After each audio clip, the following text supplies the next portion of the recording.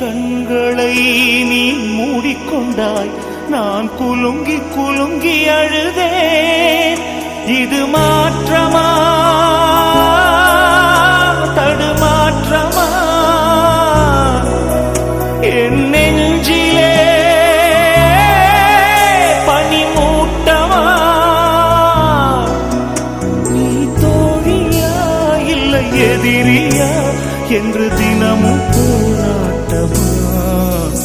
என் காதலே என் காதலே என்னை என்ன செய்ய போகிறாய்?